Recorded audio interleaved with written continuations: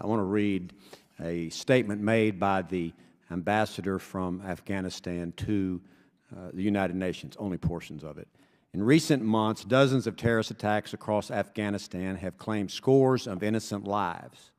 The Taliban have claimed responsibility for most of these attacks, but regardless of whose names are being labeled on these attacks, our own investigations have clearly established that they were generally plotted beyond our frontiers on the other side of the Durand Line, mainly Pakistan. Mr. President, it is a fundamental factor which needs to be addressed. So I want to address that with the remaining time that we have. Dr. Jones, I'll ask you first. Explain, as you can concisely, what Pakistan's mischief is regarding terrorist groups that are related to Pakistan, hide in Pakistan, and they go to Afghanistan. Explain that relationship if you can. Sure. I think this in part comes down to what I would call great power politics, meaning Afghanistan sits, and Pakistan is a major border with Afghanistan. Afghanistan's strongest regional ally is India. That is unacceptable to Pakistan.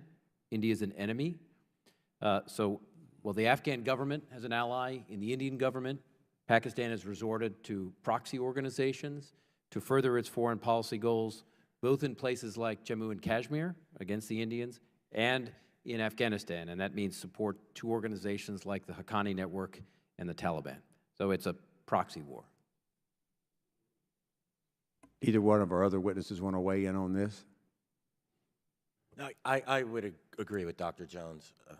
Yeah, this is the Pakistani government is, continuing with its policy or strategy of strategic depth. It views everything through the lens of fighting India, and that, unfortunately, some of these jihadist groups that have spawned from the Pakistani efforts to fight India, to establish strategic depth in Afghanistan, it's come back to bite them with groups like the Movement of Taliban in Pakistan and other groups which have attacked the Pakistani state. And unfortunately, Pakistan seems unwilling to recognize this. It's still, while it fights the Movement of the Taliban in Pakistan, it continues to support other groups like Lashkar-e-Taiba and a host of other groups because they're willing to serve as Pakistan's strategic depth until the Pakistani government and leaders and military intelligence, until they come to grips with this, this problem is going to exist for decades. Would you agree that with the statement of Admiral Mullen, excuse me, in 2011, that the Haqqani Network acts as a veritable arm of Pakistan's Inter-Services Intelligence Agency?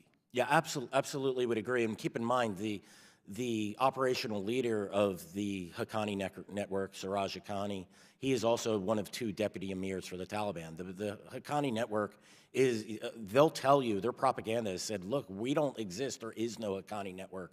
We are the Taliban. That's both true and untrue. It's a subset of the Taliban.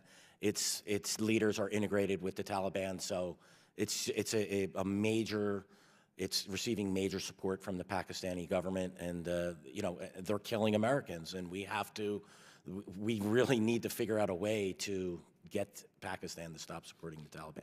And in recent years, the United States has given over $33 billion in some form of aid to Pakistan.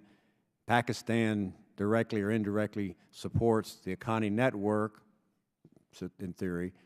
That network, as we mentioned earlier, has killed more Americans in the region than any other terrorist group.